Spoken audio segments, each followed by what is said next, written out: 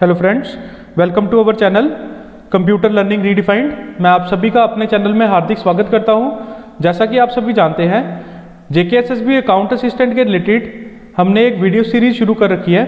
उसी के अंदर हमने पहले 50 MCQs पढ़े थे और उसके साथ साथ हमने बहुत सारे कंसेप्ट भी सीखे थे। उसी चीज़ को आगे बढ़ाते हुए आज हम कुछ और क्वेश्चंस पढ़ेंगे और नए कंसेप्ट सीखेंगे। चलिए बिना कोई टाइम वेस्ट किए हम वीडियो को शुरू करते हैं।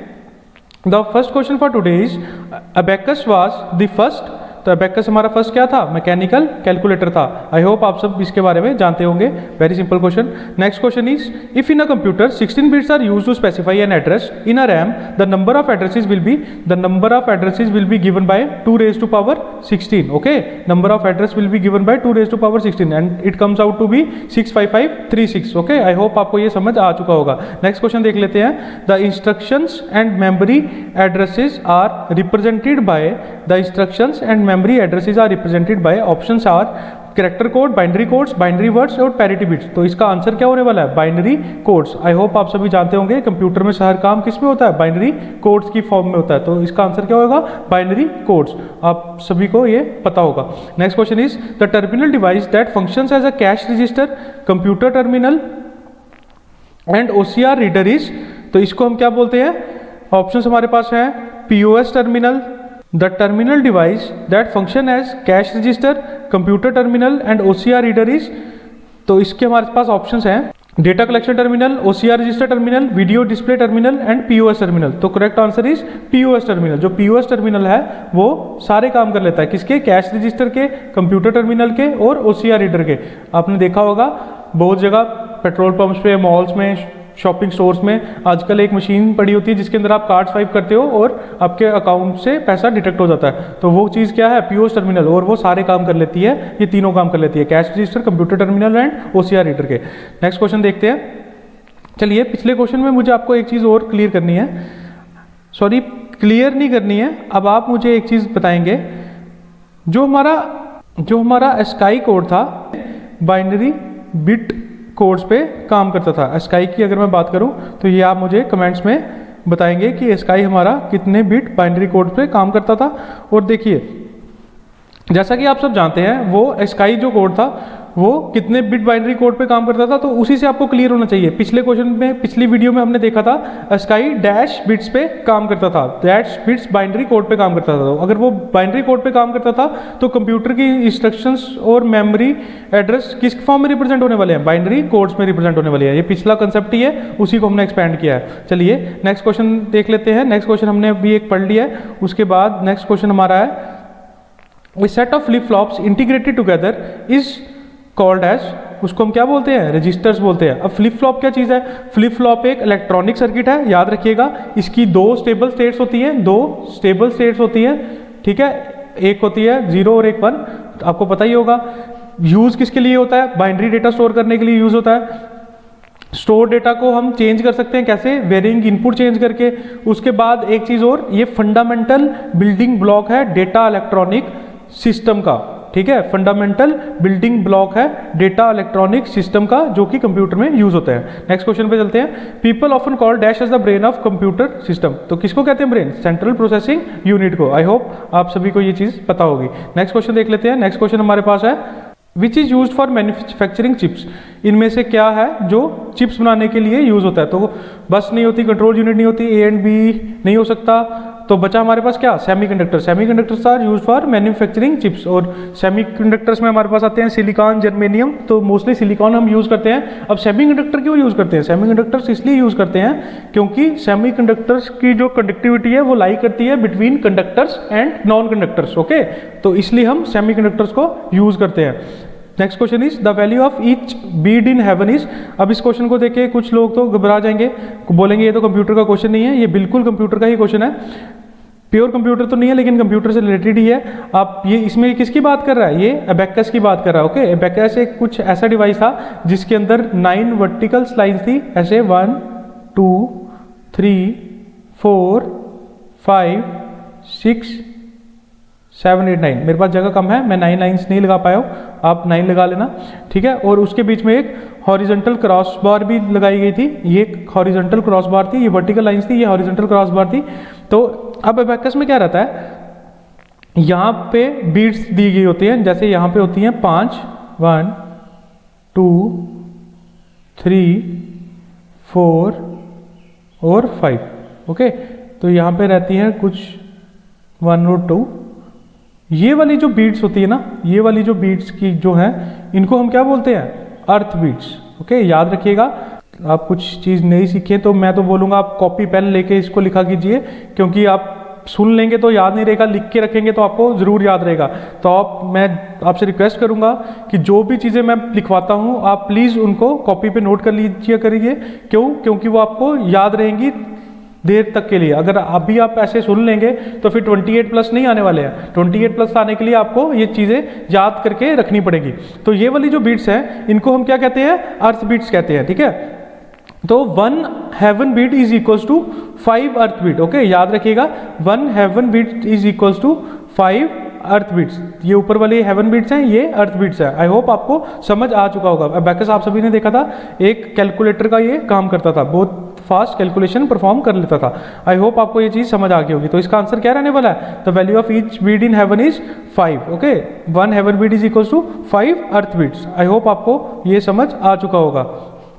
नेक्स्ट क्वेश्चन देख लेते हैं। नेक्स्ट क्वेश्चन हमारे पास है, what difference does the 5th generation computer have from the other generation of computers? तो इसमें क्या डिफरेंस था? Technological advancement, scientific code, object oriented programming, all of the above, none of the above. तो इसका answer आप सभी को पता है, टेक्नोलॉजिकल एडवांसमेंट। ये कल भी हमने पढ़ा था कि 5th जनरेशन में हमारे पास टेक्नोलॉजिकल एडवांसमेंट हो गई थी, AI आ गई थी, NLP आ गई थी, ठीक है। और बहुत सारे नए और पावरफुल मशीन्स हमने डेवलप कर ली थी जो ऑटोमेटिक अपने ही तरीके में काम कर सकती हैं बिना ह्यूमन की इंटरवेंशन के, ओके। आई होप आपको ये चीज़ पता होगी। नेक्स्ट क्वेश्चन पे चलते हैं। नेक्स्ट क्वेश्चन हमारे पास है, mnemonic a memory trick is used in which of the following language? तो मैं बात करूं तो वो कहाँ यूज होती है? असेंबली लैंग्वेज में। असेंबली लैंग्वेज में हम क्या यूज करते हैं? निमोनिक्स। अब निमोनिक्स क्या होते हैं? शॉर्ट कोड्स होते हैं। Mnemonics are the abbreviations for an operation. Abbreviations होती हैं किसकी? ऑपरेशंस की। जैसे कि मान लो add is an abbreviation of addition, okay. ADD लिखूंगा असेंबली लैंग्वेज में तो उसका मतलब होगा ऐड। MUL लिखूंगा तो मल्टीप्लाई, SUB लिखूंगा तो सब्ट्रैक्ट, ओके। स्टॉप लिखूंगा तो stop the execution of the program, okay. I hope आपको ये समझ आ चुका होगा। नेक्स्ट क्वेश्चन पे चलते हैं। Instruction in computer language consist of दोनों ऑपकोड एंड ऑपरेंड। अब ऑपकोड क्या चीज़ है? Opcode is a instructions machine code. ये मशीन कोड का एक इंस्ट्रक्शन है जो पोर्शन बताता है मशीन लैंग्वेज का, जो हमको बताएगा कि कौन सा ऑपरेशन हमको परफॉर्म करना है। ऑपकोड क्या बताएगा कि कौन सा ऑपरेशन परफॉर्म करना है, और ऑपरेंड क्या होंगे? वैल्यूज जिन पे ऑपरेशन परफॉर्म करना है। जैसे अगर मैं बात करूं तो A+B, अगर मैं A+B लिख रहा हूं यहाँ पे, तो A और B क्या है यहाँ पे? A और B जो है वो हमारे ऑपरेंड्स हैं, ओके। A और B हमारे ऑपरेंड्स हैं, और प्लस क्या है? ऑपरेटर है। यानी ये ऑपकोड वैल्यू बताएगी कि हमको कि कौन सा ऑपरेशन परफॉर्म करना है। जैसे कि A+B को ऐड करो, इनका हमने एडिशन करनी है, इसे ये पता चल रहा है। नेक्स्ट क्वेश्चन की अगर हम बात करें तो हमारे पास है, विच generation of computer is still under development? I hope आपको ये मेरे से ज़्यादा अच्छे तरीके से पता होगा। बात करें तो 5th generation of computer. 5th generation of computer जो है वो अभी 5th जनरेशन ऑफ कंप्यूटर जो है वो is still under development, okay. I hope आपको ये समझ आ गया होगा। नेक्स्ट क्वेश्चन पे बात करते हैं। नेक्स्ट क्वेश्चन हमारे पास है, a register organise to allow to move left और राइट ऑपरेशन इज कॉल्ड। जो भी रजिस्टर जिसको हम अलो कर देते हैं लेफ्ट और right operation is called as shift registers, okay. Shift हो सकते हैं ये लेफ्ट या राइट पे, इसलिए इनको हम क्या बोलते हैं? शिफ्ट रजिस्टर्स बोलते हैं, okay. Next question is, which was the most popular first generation computer? तो most popular first generation computer was IBM 1650। अब आप मुझे बताओगे IBM 360 और IBM 370, ओके। ये हमने पढ़ चुके हैं पहले ही। IBM 360 and IBM 370 belongs to which generation? ये आप मुझे कहाँ बताओगे? कमेंट सेक्शन में कमेंट करके बताओगे, ठीक है। चलिए नेक्स्ट क्वेश्चन की बात करते हैं। नेक्स्ट क्वेश्चन हमारे पास है, which is considered a direct entry input device? Direct entry input device in options में से कौन सा है? ऑप्टिकल स्कैनर होता है, माउस एंड डिजिटाइजर होता है, लाइट पेन होता है, ऑल ऑफ द अबव, ठीक है। इसका आंसर क्या रहने वाला है? ऑल ऑफ द अबव, क्योंकि ये सारे क्या ही हैं? डायरेक्ट एंट्री इनपुट डिवाइसेज हैं। आई होप आपको ये समझ आ गया होगा। नेक्स्ट क्वेश्चन की बात करते हैं, a set of information that defines the status of resources allocated to a process is. तो ये कौन बताएगा? प्रोसेस डिस्क्रिप्शन बताएगी। प्रोसेस डिस्क्रिप्शन क्या बताएगी? Information that defines the status of resources allocated to a process. Okay, तो वो कौन बताएगा? Process description. चलिए नेक्स्ट क्वेश्चन पे चलते हैं। Each set of Napier bones consisted of dash rod, तो 11 नंबर ऑफ रॉड्स। ओके, तो नेपियर बोन्स किसने बनाया था? सर जॉन नेपियर ने। ठीक है, तो उसके अंदर हमारे पास 11 रॉड्स रहती थी और वो किस लिए यूज होता था? प्रोडक्ट और क्वोशिएंट निकालने के काम में उन्होंने एक मशीन बनाई थी। ठीक है, आई होप आपको ये समझ आ चुका होगा। Next question is BCD. BCD stands for binary coded decimal. Okay, BCD stands for binary coded decimal. चलिए बीसीडी के पढ़ने से पहले हम थोड़ा सा और नॉलेज गेन कर लेते हैं। अब बाइनरी कोडेड डेसिमल की मैं बात करूं तो बीसीडी क्या करता है? 0 से लेके 9 नंबर्स को 4 बाइनरी बिट्स की फॉर्म में हमको बताता है कि उनकी वैल्यू क्या होने वाली है। अगर मैं ये 4 बिट्स मान लूँ तो 0 की वैल्यू क्या रहेगी? 0 0 0 0। ओके, अब बाइनरी में कैसे कन्वर्ट करूँ? ठीक है, बाइनरी से देखो किसी भी डेसिमल नंबर से मुझे अगर बाइनरी जाना है तो मुझे क्या करना पड़ता है? डिवीजन करनी पड़ेगी, ये आप सभी जानते हैं। लेकिन एक ट्रिक और है जिसे हम डायरेक्टली किसमें जा सकते हैं? बाइनरी में जा सकते हैं। उसके लिए एक फॉर्मूला रहता है, फॉर्मूला नहीं है, एक न्यूमेरिक कोड है 1 2 4 8। ओके, 1 2 4 8, और ये बढ़ता जाता आगे 16, डबल होती जाती है हर वैल्यू पिछली वाली की। 16 32, ओके 64 128 256। ओके, ये ऐसे आगे कंटिन्यू होता रहता है इन्फिनिटी तक। ओके, चलिए अब मैं आपकी बात बताता हूँ कि बाइनरी कोडेड डेसिमल में हम क्या करते हैं? 4 बिट्स लेते हैं और 4 बिट्स में 0 to 9 तक को रिप्रेजेंट करते हैं। ठीक है, अब ये 0, ये इसकी वैल्यू क्या होगी डेसिमल में? 0। अगर मैं 1 की बात करूँ तो 1 0 0 0। ठीक है, 1 ऐसे रिप्रेजेंट होगा। अगर 2 की बात करूँ तो 1 0 0 और 0। ठीक है, अगर मैं 3 की बात करूं तो 1 और 1 और बाकी 0 और 0। ये आपके पास क्या है? 1, ये आ गया आपके पास 2, ये आ गया आपके पास 3। अगर मैं 4 की बात करूं तो 4 क्या होगा? 4 होगा 1 0 और 0। ओके, यहाँ पे भी 0। ठीक है, अगर मैं 5 की बात करूं तो 1 0 और 1, और यहाँ पे क्या होगा? 0। इसी तरह हम 9 तक डिजिट बीसीडी में रिप्रेजेंट करते हैं। तो मैं अब 9th वाला आपको बता देता हूँ कैसे करते हैं रिप्रेजेंट। ये यहाँ से आगे 5 6 7 8 9, और 9 कैसे रिप्रेजेंट करते हैं? 8 + 1 = 9। ओके, तो ये बीच वाले 0 0।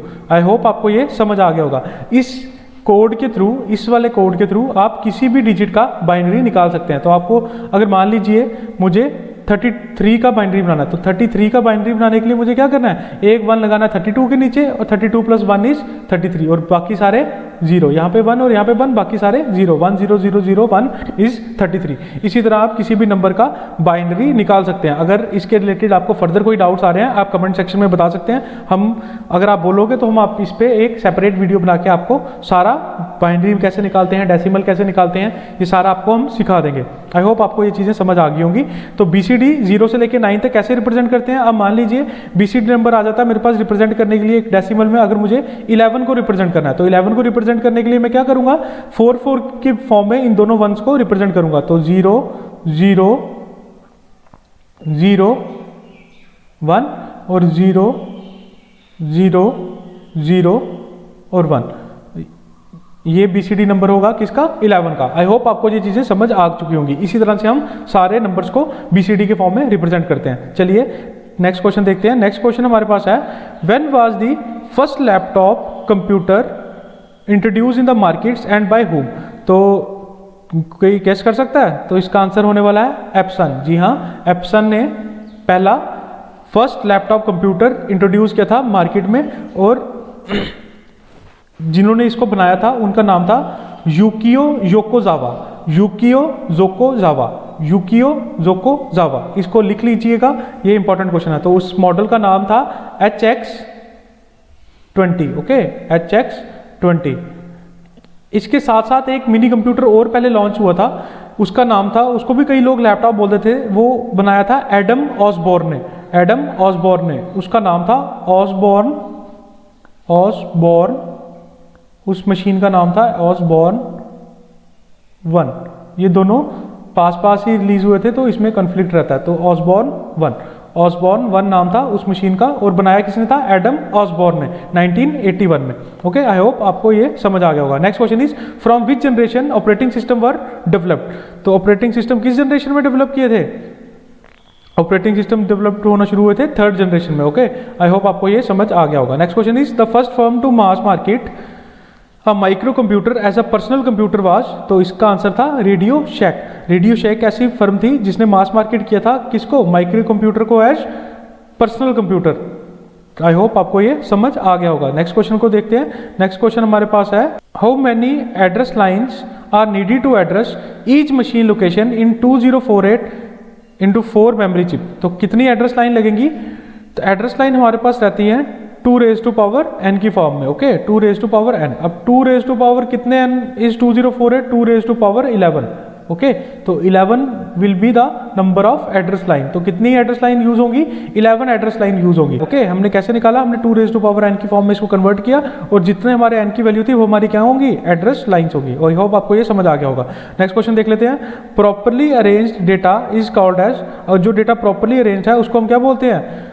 इन्फॉर्मेशन बोलते हैं। प्रॉपरली अरेंज बोल दो या प्रोसेस डेटा को बोल दो तो उसको हम क्या बोलते हैं? इन्फॉर्मेशन बोलते हैं। तो प्रॉपरली अरेंज डेटा और process data is information. A computer consist of dash A central processing unit, memory, input and all of the above. ठीक है, आई होप आपको पता होगा कंप्यूटर के अंदर ये सारे कंपोनेंट्स अवेलेबल रहते हैं। Next question is why are the vacuum tubes are also called as valves? चलिए, ये भी बहुत सिंपल क्वेश्चन है, ये आपको पता होगा। बिकॉज दे कैन स्टॉप और अलो द फ्लो ऑफ करंट, इसलिए हम इनको क्या बोलते हैं? वाल्व्स। वाल्व्स क्या करते हैं? हम जिनको खोल भी सकते हैं, बंद भी कर सकते हैं, तो इसलिए वैक्यूम ट्यूब्स को भी हम क्या बोलते थे? वाल्व्स बोलते थे। जॉन नेपियर इन्वेंटेड लॉगरिथम इन 1617। इन्होंने ही नेपियर बोन्स भी बनाया था जिसके अंदर 11 रॉड्स होती है, हमने पहले भी पढ़ा। Next question is an integrated circuit is क्या होता है? इंटीग्रेटेड सर्किट आईसी क्या होता है? या तो एक कॉम्प्लिकेटेड सर्किट है या तो इंटीग्रेटिंग डिवाइस है, much costlier then a single transistor, या फिर फैब्रिकेटेड होना टाइनी सिलिकॉन चिप। देखिए, अगर मैं ऑप्शंस की बात करूं तो कॉम्प्लिकेटेड सर्किट तो है, ठीक है, तो और फैब्रिकेटेड होना टाइनी सिलिकॉन चिप ये भी है। तो इसमें मोस्ट एप्रोप्रिएट क्या रहेगा? फैब्रिकेटेड होना टाइनी सिलिकॉन चिप। तो अगर आपको आंसर मार्क करना है तो फैब्रिकेटेड होना टाइनी सिलिकॉन चिप। अगर ये ऑप्शन नहीं हो तो कॉम्प्लिकेटेड सर्किट को भी आप क्लिक कर सकते हैं, ये भी ठीक होगा। लेकिन अगर आपको फैब्रिकेटेड होना टाइनी सिलिकॉन चिप दिया है तो मतलब ये और डिटेल में बता रहा है कि आईसी क्या चीज़ है, तो इसको आप टिक करके ही आना। तो आईसी की थोड़ी सी बात कर लेते हैं। आईसी का डेवलप किसने किया था? एक साइंटिस्ट थे जिन्होंने इसको डेवलप किया था, उनका नाम था जैक। मैं फिर से आपको ये बार बार रिपीट कर रहा हूँ, इन चीज़ों को लिख लीजिएगा, जैक किल्बी। ओके, इन्होंने आईसी को तैयार किया था, जैक किल्बी। आई होप आपको ये समझ आ गया होगा। नेक्स्ट क्वेश्चन इज, अब ये आईसी जैक किल्बी ने जो बनाया था, आपको पता आईसी के अंदर 100 millions of transistors, registers fabricate किए जाते हैं, और ये आईसी आपको पता oscillators, timer, memory, micro processor, इनको ये भी बोला जाता है। आईसी ये सब काम कर लेता है। एक छोटी सी आईसी के ऊपर बहुत सारे ट्रांजिस्टर्स, रजिस्टर्स और पार्टीशंस करके इसको एक छोटी सी सिलिकॉन चिप के ऊपर तैयार किया जाता है। आई होप आपको ये समझ आ गया होगा। नेक्स्ट क्वेश्चन देख लेते हैं। नेक्स्ट क्वेश्चन हमारे पास है, what type of control pins are needed in a micro processor to regulate traffic on the bus to prevent two devices from trying to use it on the same time? Okay, तो इसका answer हमारे पास क्या है? बस arbitration. ठीक है, बस आर्बिट्रेशन से हम क्या करते हैं? दो डिवाइसेस को सेम टाइम पे पिन्स को असेस करने से रोकते हैं। Next question is, whereas a computer mouse moves over the table surface the track ball is stationary. Track ball stationary रहती है। ट्रैक बॉल आपको पता ही होगा, माउस के ऊपर एक छोटी सी बॉल लगी होती है जिसको हम रोटेट करते हैं ऊपर नीचे जाने के लिए, उसी को हम क्या बोलते हैं? ट्रैक बॉल कहते हैं। ठीक है, ये स्टेशनरी रहती है। Next question is, which of the following is used as primary storage device. अब प्राइमरी स्टोरेज डिवाइस जैसे ही आपको रैम दिखेगा तो रैम पे टिक कर दीजिएगा। अगर ऑप्शन में रैम है तो रैम ही आंसर होने वाला है। तो प्राइमरी स्टोरेज डिवाइस क्या है हमारे पास? रैम। ओके, चलिए नेक्स्ट क्वेश्चन को देख लेते हैं। अदर ऑप्शन जिसके थे हार्ड डिस्क, फ्लॉपी और ऑल ऑफ द, तो आंसर क्या है? RAM. Next question is, multi user system provide cost savings for small business because they use a single processing unit to link several. किसको several connect करते हैं? डम terminals को। Okay, डम बहुत सारे कीबोर्ड और माउस को एक मशीन से जोड़ देते हैं ताकि हमारा पैसा बच सके, हमको सेपरेट कंप्यूटर्स नहीं लगाने पड़े हर एक टर्मिनल के लिए, तो उसको डम टर्मिनल के साथ जोड़ देते हैं ताकि वो भी स्मार्ट बन जाए। Next question is, what are the 3 decision making operations perform by ALU greater than equal to less than equal to और इक्वल टू। ये तो इसका आंसर क्या है, ऑल ऑफ द अबव। सारे काम कौन करता है, ALU ही करता है। तो next question is the word processing task associated with changing the appearance of a document is. तो ऑप्शन है एडिटिंग, देखो कई लोग एडिटिंग पे क्लिक कर देंगे जल्दी जल्दी में, तो एडिटिंग नहीं है, राइटिंग नहीं है, फॉर्मेटिंग, फॉर्मेट करते हैं हम किसी भी चीज़ को, उसका अगर हमको अपीयरेंस चेंज करनी है तो उसको हम क्या करते हैं, फॉर्मेटिंग। फॉर्मेट टैब भी होती है वर्ड में, आप सभी ने देखी होगी, ठीक है। तो फॉर्मेटिंग क्या करती है, अपीयरेंस को चेंज करती है। तो इसका करेक्ट आंसर क्या होने वाला है, फॉर्मेटिंग। नेक्स्ट क्वेश्चन पे चलते हैं। नेक्स्ट क्वेश्चन हमारे पास है which of the following computer language is use for artificial intelligence. Which of the following computer language is use for artificial intelligence. तो प्रोलॉग यूज करते हैं आर्टिफिशियल इंटेलिजेंस के लिए, कॉम्बिनेट्रिक्स के लिए भी यूज होती है और आर्टिफिशियल इंटेलिजेंस के भी यूज होती है। एक बार फिर से मैं रिपीट कर रहा हूँ, प्रोलॉग को हम क्या बोलते हैं, लॉजिक प्रोग्रामिंग लैंग्वेज। ये AI और कंप्यूटेशनल लॉजिस्टिक दोनों में यूज होती है, AI और कंप्यूटेशनल लॉजिक्स दोनों में यूज होती है। आई होप आपको समझ आ गई होगी। Next question is algorithm and flow chart help us to specify the problem completely and clearly. Okay, अगर इन ऑप्शंस की मैं बात करूं तो इनमें बेस्ट रिजल्ट कौन बता रहा है, specify the problem completely and clearly. पहले हम एक कॉपी पे एल्गोरिथम बनाते हैं, बाद में उसका प्रोग्राम बना के उसको इंप्लीमेंट करते हैं। आई होप आपको समझ आ गया होगा। Which statement is valid about the computer, which statement is valid about the computer. तो options are it is understand by a computer, it is understood by a programmer, it is understood by the user. तो answer is both A and B, both A and B। User को program से, code से लेना देना नहीं होता है, ठीक है। एक प्रोग्रामर को होता है और मशीन को होता है। Next question is the difference between memory and storage is that. Memory और स्टोरेज में डिफरेंस क्या है, जो मेमोरी है वो टेम्परेरी होती है और जो स्टोरेज है वो परमानेंट होती है, ठीक है। मेमोरी अगर मैं रैम की बात करूं तो वो टेम्परेरी डेटा स्टोर करती है, तो जो स्टोरेज होती है हमारे पास वो क्या होती है, परमानेंट। एक बार चीज जो स्टोर होगी वो परमानेंट नेचर की हो जाती है। व्हेन वाज पास्कलाइन इन्वेंटेड, तो पास्कलाइन कब इन्वेंट किया गया था, 1642 में। ओके, 1642 में पास्कलाइन इन्वेंट किया गया था। आई होप आपको ये समझ आ गया होगा। Next question is which of the following statement is valid. Following statement बतानी है कौन सी वैलिड है, तो चलिए स्टेटमेंट पढ़ते हैं एक कई करके और जानते हैं कौन सी वैलिड है। Which of the following statement is valid. Lady Agusta is the first computer, ये बिल्कुल ठीक है। Lady Agusta is the first programmer, ये बिल्कुल ठीक है। एडा is the daughter of Lord एडा, लेडी अगस्टा एडा ही बोलते हैं, ये सेम ही है दोनों नाम। लेडी अगस्टा को ही लेडी अगस्टा एडा बोलते हैं, तो डॉटर ऑफ लॉर्ड बायरन, ये ठीक है, ये स्टेटमेंट भी बिल्कुल ठीक है। एडा is a programming language developed by the US defence, yes ये भी ठीक है। तो इसका आंसर क्या होगा, ऑल ऑफ द अबव। ये सारी स्टेटमेंट्स ठीक है। आई होप आपको ये समझ आ गया होगा। नेक्स्ट क्वेश्चन पे चलते हैं। Next question is a compiler is a translating program which translates introduction of high level language into machine language, ये ठीक है, बिल्कुल ठीक है। Translate entire source program into machine language, ये भी ठीक है। It is involved in program, it is not involved in program execution, ये भी ठीक है। ये प्रोग्राम की एग्जीक्यूशन में इन्वॉल्व नहीं है, हाँ ये कन्वर्ट करता है हाई लेवल लैंग्वेज को लो लेवल लैंग्वेज में। तो क्या आंसर होने वाला है, ऑल ऑफ द अबव। इसके सारे आंसर ऑप्शन सही हैं। What is required when more than one person uses a central computer at the same time. तो क्या चाहिए हमको, टर्मिनल चाहिए। ओके, टर्मिनल चाहिए। अगर एक पर्सन यूज कर रहा है central computer at the same time तो उसको क्या चाहिए, टर्मिनल चाहिए। एक से ज़्यादा पर्सन अगर जुड़े हैं, मान लीजिए ये डम टर्मिनल की हमने बात की थी, ये सारे डम टर्मिनल है, तो एक मेन फ्रेम है। तो अगर मुझे एक से ज़्यादा पर्सन कनेक्ट करने हैं तो मुझे एक डम टर्मिनल और ऐड करना पड़ेगा, ठीक है। आई होप आपको ये समझ आ गया होगा। Next question is which of the following is the first computer to use a stored program concept, ठीक है। स्टोर्ड प्रोग्राम कंसेप्ट किसने यूज किया था पहला, तो इसका आंसर है, आई होप आपको पता होगा, ये था एडसैक, ठीक है। अब एडसैक की फुल फॉर्म प्लीज नोटबुक पे लिख लीजिएगा, electronic delay storage automatic calculator. Electronic delay storage automatic calculator, electronic delay storage automatic calculator. तो यानी कि electronic numerical integrated and calculator, तो यूनिवै की, या आप मुझे कमेंट में लिख के बताओगे, आपको मैंने बताई थी, ठीक है। तो एडसैक आप सभी को पता चल गया होगा। एडसैक बनाया किसने था, एडसैक बनाया था मॉरिस विल्क्स ने। ओके, मॉरिस विल्क्स ने बनाया था। और इसको ये प्रिंसिपल किस पे काम करता था, जॉन वॉन न्यूमैन ने एक आर्किटेक्चर दिया था, तो जो बाद में वॉन आर्किटेक्चर के नाम से जाना गया था। तो उन्होंने बोला था डेटा और इंस्ट्रक्शन को हम लॉजिकली इकट्ठा एक साथ स्टोर करके रख सकते हैं। Data and instructions are both logically same and both can be store together. ये लिख लीजिएगा line, data and instructions are both logically same and both can be store together. तो यही आगे चल के वॉन आर्किटेक्चर बना था, ठीक है। आई होप आपको ये चीज़ें समझ आ गई होंगी। Next question is the term gigabyte. The term gigabyte refers to. अब गीगाबाइट क्या होती है? 1 गीगाबाइट इज इक्वल टू, आप सभी जानते होंगे, आप सभी के हाथ में मोबाइल्स हैं, 1024 MB। Okay, 1024 MB is 1 gigabyte. तो आई होप आपको समझ आ गया होगा। चलिए मैं आपको थोड़ा सा इसका और आइडिया दे देता हूँ। सबसे छोटी यूनिट होती है बिट। क्या होती है? बिट। ओके, 1 बिट सबसे छोटी यूनिट होती है। एक बाइनरी डिजिट को हम इससे रिप्रेजेंट करते हैं, यानी कि 0 और 1।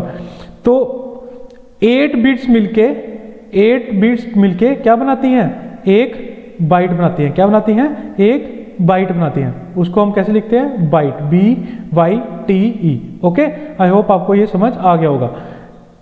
1 बिट सबसे छोटी यूनिट होती है और 8 बिट्स मिलके क्या बनाती हैं? 1 बाइट बनाती हैं।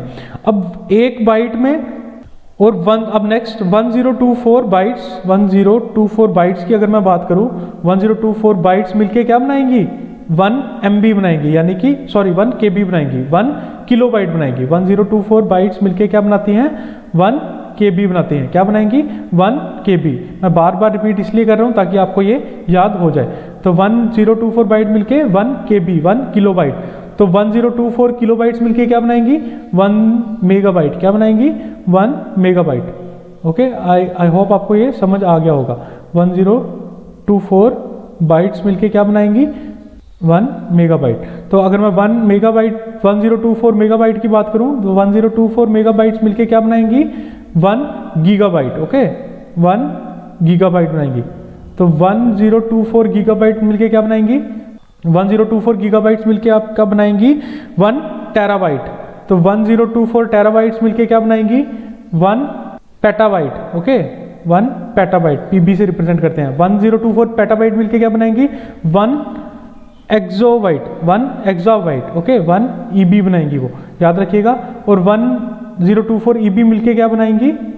1 जेटाबाइट। Okay, 1 zettabyte. इसके आगे आता है योटाबाइट, ब्रोंटोबाइट और जियोबाइट। GEOP लेटेस्ट जो है, अभी हमारे पास जियोबाइट चल रहा है। आई होप आपको इतना 1 TB तक ही काम में आएगा, लेकिन मुझे लगा आपके साथ डिस्कस कर देना चाहिए, इसलिए मैंने ये साथ में डिस्कस कर दिया। आई होप आपको ये चीज़ें समझ आ गई होंगी। Next question is in which year was the UK's premier computing event the which computer started. Theory का क्वेश्चन है, हिस्ट्री का क्वेश्चन है, सिर्फ याद रखिएगा 1980 में ये कंप्यूटिंग इवेंट शुरू हुआ था। Once you load a suitable program and provide the required data, the computer does not need human intervention. This feature is known as automatic. Okay, I hope आपको ये समझ आ गया होगा। इस फीचर को क्या बोलते हैं? ऑटोमेटिक फीचर बोलते हैं। नेक्स्ट क्वेश्चन पे चलते हैं। नेक्स्ट क्वेश्चन हमारे पास है which of the following is one's complement of 10। चलिए थोड़ा सा और अपनी नॉलेज को बढ़ाते हैं और सीखते हैं कि वंस कॉम्प्लीमेंट क्या चीज़ है। देखिए, इतना आपको पता चल गया कि किसी डेसिमल नंबर को बाइनरी में कैसे कन्वर्ट करना है। 1248 कोड यूज करके कर सकते हैं, ठीक है।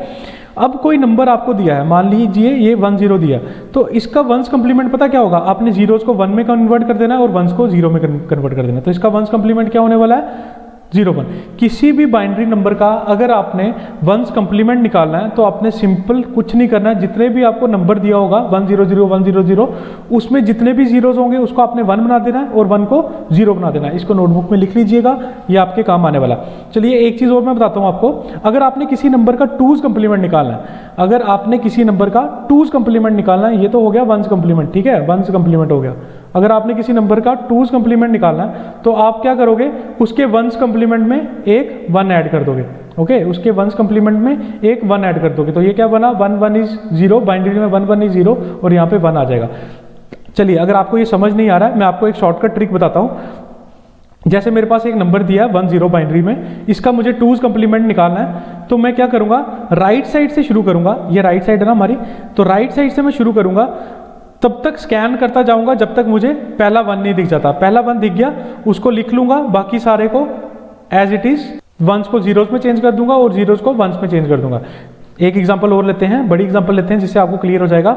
मान लीजिए ये एक मेरे पास नंबर दिया बाइनरी में 1 0 1 1 0 और 0 और 1। ओके। अब इसका मुझे क्या निकालना है, 2's कंप्लीमेंट निकालना है। तो 2's कंप्लीमेंट निकालने के लिए मान लो यहाँ पे भी जीरोज हैं, इस नंबर का मुझे अगर 2's कंप्लीमेंट निकालना है तो मैं क्या करूँगा, राइट साइड से स्कैन करना शुरू करूँगा। ठीक है, राइट साइड से मैंने स्कैन करना शुरू किया, पहला क्या मिला, 0 मिला, कुछ नहीं करूँगा, 0 मिला कोई बात नहीं, 0 मिला कोई बात नहीं, छोड़ दिया।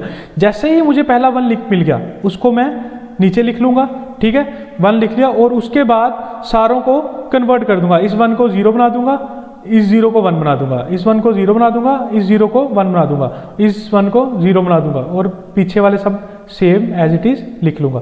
आई होप आपको ये ट्रिक समझ आ गई होगी। डायरेक्ट अगर 2's कंप्लीमेंट में जाना है तो कैसे काम करते हैं। अगर आपको 1's कंप्लीमेंट निकालना आता है, 1's कंप्लीमेंट में 1 ऐड कर दो तो वो भी 2's कंप्लीमेंट बन जाएगा। आई होप आपको ये चीज़ें समझ आ गई होंगी। समझ आ गई तो प्लीज़ कमेंट करके ज़रूर बता देना। Next question is machine languages, machine dependent, difficult to program, error prone, all of the above. तो इसका आंसर क्या है, all of the above. Machine language machine dependent है, बिल्कुल है। डिफिकल्ट टू प्रोग्राम, बिल्कुल डिफिकल्ट टू प्रोग्राम है, क्योंकि आपको जीरोज और वंस की फॉर्म में डेटा इनपुट कराना पड़ता है। तो जीरोज वंस 1 0 को अगर हम उसकी फॉर्म में डेटा इनपुट कराएंगे तो एरर होने के चांस है, इसलिए ये एरर प्रोन है। नेक्स्ट क्वेश्चन पे चलते हैं। नेक्स्ट क्वेश्चन हमारे पास है 1 बाइट कंसिस्ट ऑफ। अब मैंने आपको पहले ही बता दिया 1 byte consist of 8 bits. I hope आपको समझ आ गया होगा, जो मैंने ऊपर सारा इतना सारा मेमोरी का हायरार्की दिखाई थी वो आपको समझ आ गया होगा। तो इसका आंसर क्या होने वाला है, 8 बिट्स। नेक्स्ट क्वेश्चन पे चलते हैं। Modern computers are very reliable but they are not infallible. ऐसा नहीं है कि वो कभी खराब नहीं हो सकते या फिर वो कभी रुक नहीं सकते, हमेशा सही ही काम करेंगे। हो सकता है कोई भी टेक्निकल एरर या कुछ आ जाए तो वो काम करना बंद भी कर सकते हैं। तो modern computers are reliable but they are not infallible, उनको भी गिराया जा सकता है। What is the date when Babbage conceived the analytical engine. तो डेट वाज 1837। तो चार्ल्स बेबेज ने क्या बनाया था, एनालिटिकल इंजन बनाया था। तो वो एक फर्स्ट ऑटोमेटिकल इंजन था जो अपने आप ही काम कर सकता था। तो वो किसने बनाया था, चार्ल्स बेबेज ने। नाम याद रखिएगा। तो वो कब बना था, 1837 में। आई होप आपको ये सीरीज समझ आई होगी। अगर आपको हमारी वीडियोस अच्छी लग रही हैं तो please do like share and subscribe to our channel.